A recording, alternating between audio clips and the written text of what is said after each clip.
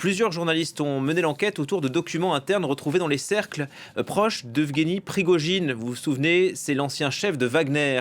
1400 pages au total qui dessinent la stratégie des Russes pour la Centrafrique, mais aussi pour les pays du Sahel.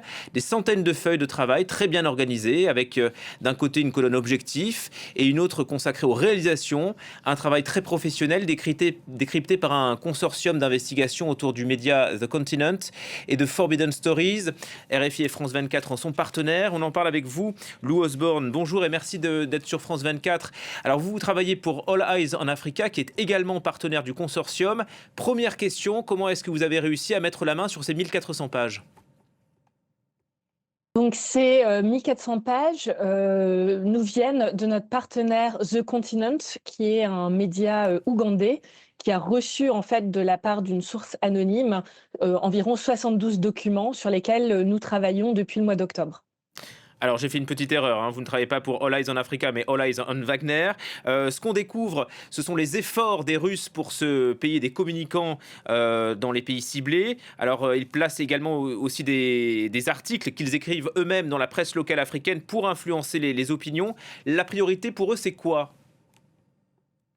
Alors, dans l'enquête que nous avons publiée conjointement vendredi dernier, la priorité, vraiment ce qui ressort de l'ensemble de ces documents, c'est en fait l'AES. Et ils mettent vraiment l'accent sur le travail qu'ils font au Mali. Et donc l'idée, c'est ils font ils affirment eux-mêmes dans ces documents être à l'origine de la création de la Confédération de l'AES, qui est une affirmation très forte et en fait, nous, on travaille à vraiment essayer de la nuancer et à démontrer qu'ils ne sont pas si forts que ça, en fait. L'AES, qui est donc l'alliance des États sahéliens, qui regroupe le Mali, le Niger et le Burkina Faso, qui a été créée il y a plusieurs années et qui reste encore bien droit malgré les pressions externes. Oui, tout à fait. Donc, en fait, l'AES, c'est pas seulement un événement, hein, c'est une succession de développements autour d'abord d'une alliance de défense qui, de plus en plus, devient une entité politique, en fait, concurrente à la CEDEAO. Et donc, elle se développe depuis plusieurs années.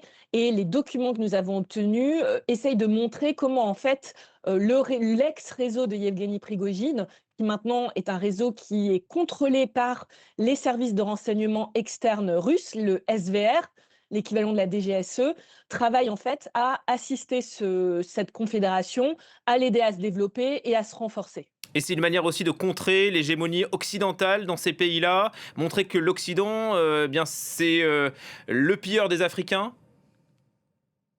Alors, pour les pays qui constituent l'AES, le Mali, le Burkina Faso, le Niger, eux, ils ont des objectifs qui leur sont propres et c'est avant tout des objectifs en lien avec leur souveraineté. Mm. Maintenant, l'AES, pour les Russes, constitue le meilleur instrument, le meilleur objet pour montrer à quel point l'Occident est un partenaire mauvais. Et donc, pour eux, ils vont essayer vraiment de donner vie ou d'aider à ce que cette alliance se consolide pour remplir cette finalité qui est décrédibiliser l'Occident.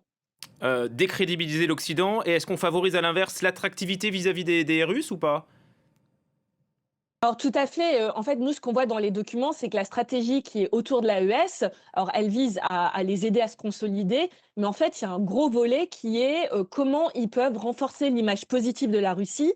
Donc tout ce qui va être fait autour de la Russie, on voit à quel point ils utilisent les services de renseignement pour des opérations, secrètes, pour renforcer, ces liens entre les pays avec la Russie et puis, ils ont un autre volet qui, en fait, n'a rien à voir avec les préoccupations du Sahel, qui est comment décrédibiliser l'Ukraine. Et donc tout ça mis ensemble, ça constitue le projet qu'ils ont pour l'AES. Encourager le divorce avec les Occidentaux, on le disait, mais surtout peut-être avec la France, qui a souvent été associée à tort avec les terroristes. Ça aussi, c'était l'une des priorités, visiblement.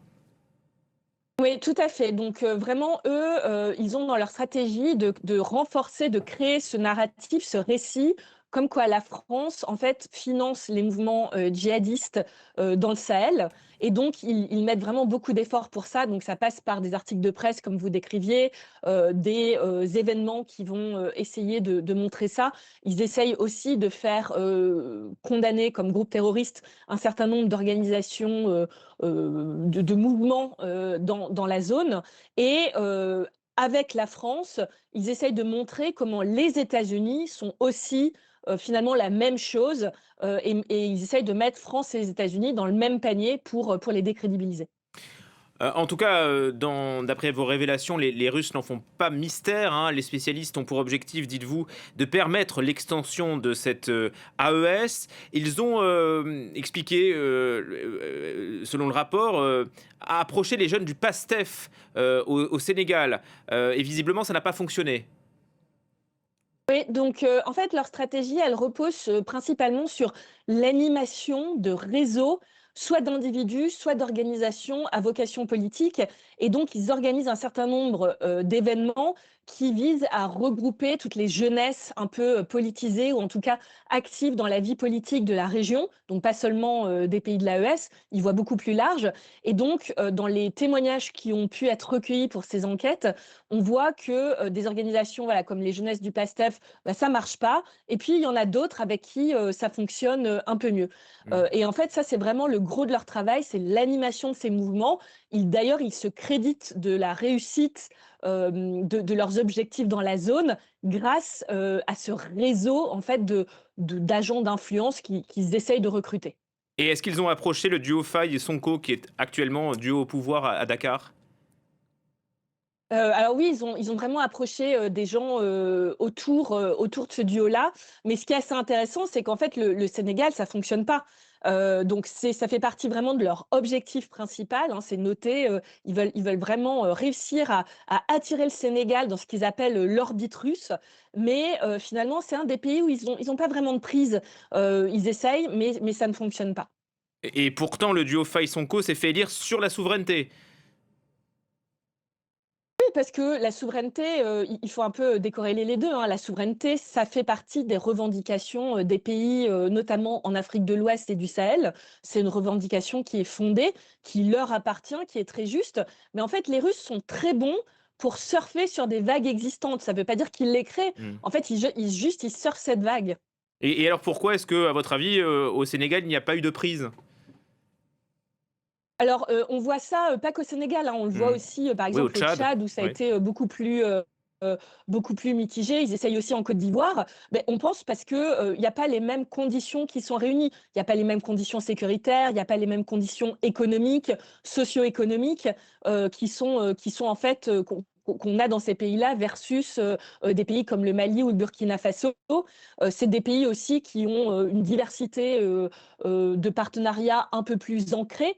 Et donc qui se retrouvent pas en fait dans la situation d'isolement que les autres pays comme Mmh. voilà le Mali, le Burkina Faso et le Niger, à un moment donné, se retrouvent ou créent, voilà. Et c'est vraiment ce qui ressort en fait de l'ensemble de cette enquête, c'est que les Russes tentent de créer des situations d'isolement de ces pays-là pour devenir un peu le partenaire par défaut. Or, au plus les canaux sont ouverts et maintenus, au moins finalement les pays sont vulnérables à ce type de manœuvre. Est-ce que vous diriez que le principal laboratoire de cette influence russe est loin du Sahel? On la retrouve en Centrafrique, c'est ça le cœur du réacteur?